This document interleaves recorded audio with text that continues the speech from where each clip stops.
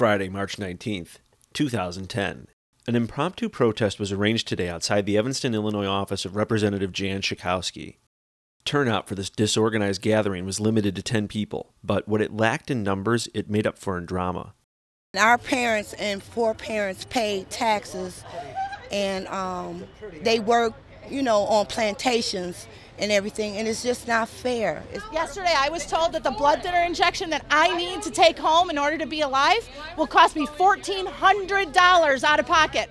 You give me a solution. My ancestors came from a plantation to Evanston to work for the people in North Shore. I've been fearing for my life all my life. You don't look I had an uncle lynched down south. You don't know where I've been. You don't know where my people been. You don't know where my people have been. There was a Holocaust, and there were. Wow. And it. Whoopee.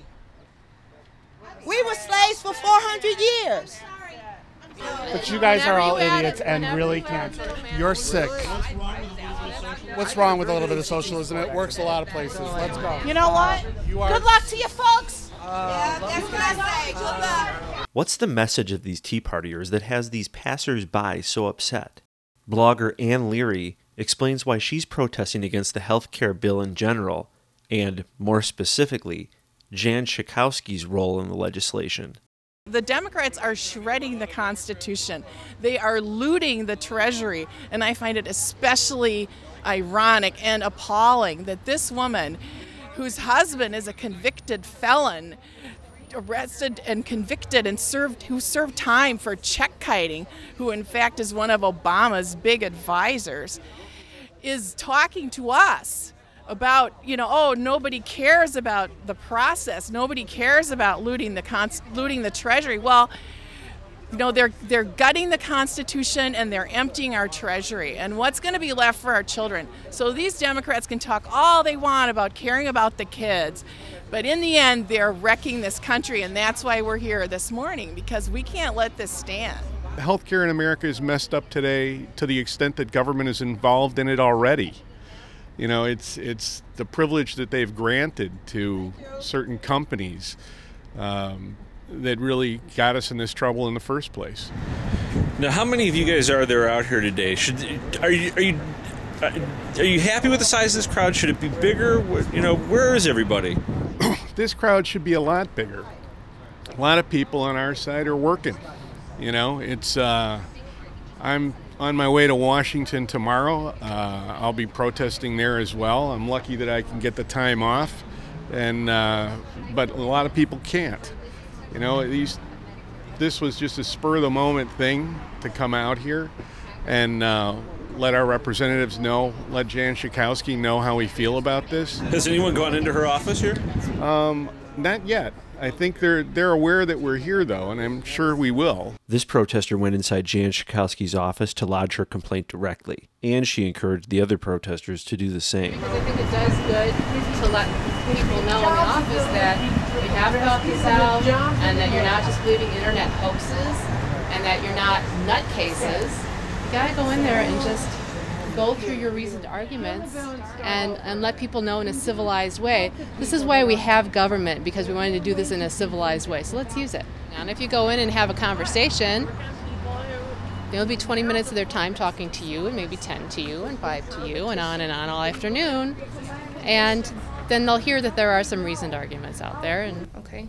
Well, I'd be happy to pass on your concerns. I can. She's a sure vote, I presume, for this health care. She's a sure vote for it. Yes, she plans on voting she for plans. it. Well, just let her know that we feel that this is a very, as Nancy said, an underhanded and a very un-American way. There's a better way to do this, and that would be tort reform, and to be able to have competitive insurance going across state lines to buy your health insurance. And the idea of this deem and pass is absolutely absurd, where that we deem this to be passed. I mean, how unconstitutional can you possibly get beyond with that? Unbelievable.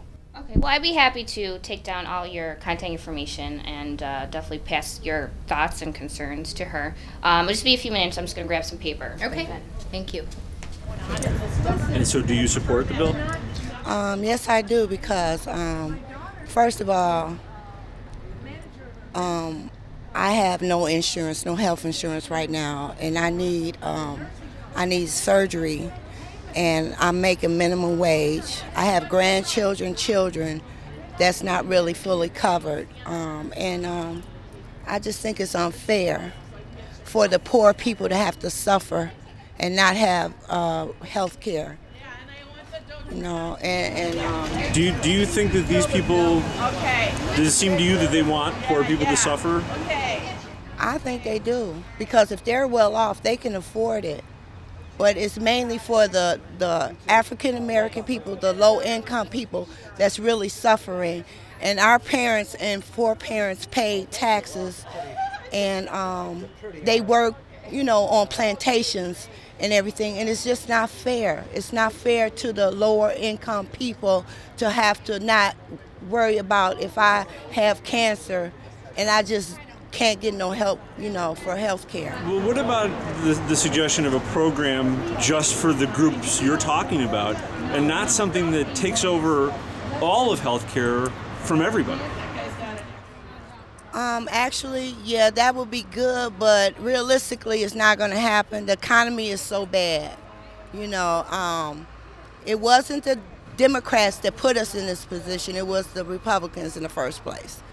You know, the administration before Obama was just screwed up. You know, and I don't think it's fair to blame the Obama administration for things that the past administration messed up in the first place. And just because he's an African American, and I think I don't know. Everybody's racist here. Any little black, so what? I got a granddaughter that's mixed. You're a victim. But she's mixed. But she's mixed. That's such a cop-out. You're all That's victims. not a cop-out. Okay, all you guys are jumping on me, but I'm gonna tell you the truth. All you guys are jumping on me, but that's okay. I don't know what you are. I don't even know you. I don't even know you. But still, you know, you all are jumping on me because of my opinion. I have my opinion. I have a right to my opinion. And I'm telling you the situation I'm in now.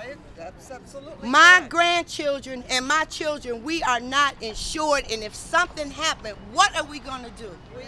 What are we going to do? The state of Illinois does cover all children. We have like an S chip in the state of Illinois. Have I not lived in Evanston? I've been here all my life. Health care for all my children. My ancestors came from a plantation to Evanston to work for the people in North Shore.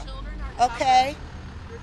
I don't want my kids on public aid. I want my children to have jobs and to work and to earn and to do the things that my parents did for us. Oddly, this woman has reached a small patch of common ground with the protesters. Nobody wants to see her children raised on public aid. But what is so-called Obamacare if not forced public aid for the masses? This young lady demands that the protesters give her a solution to her medical expenses, while her companion demands just a little bit of socialism. You know what? Yesterday, I just got out of the hospital. I pay $500 a month in health insurance. I work in medical billing. Yesterday, I was told that the blood thinner injection that I need to take home in order to be alive will cost me $1,400 out of pocket. You give me a solution. But I'm happy to pay on my own and not have it go to the government where it's going to cost even more. What's wrong with a little bit of socialism and helping everybody out? But you guys are all idiots and really can't. You're sick. What's wrong with a little bit of socialism? It works a lot of places. Let's go. You know what? Good luck to you folks. Yeah, that's what I say. Good luck. We want poor people to be, worst case scenario, middle class. The best way to get good health care is to elevate everyone's income, to everyone have jobs. That's the way to do it, not to have us become wards of the state. And, you know, that lady, I mean, she's bringing up, 400 years of slavery, which, was a horrible, horrible thing. But we do have an African-American president, so at some point that argument becomes, a little less valid. For Founding Bloggers in Evanston, Illinois, this is Andrew Marcus.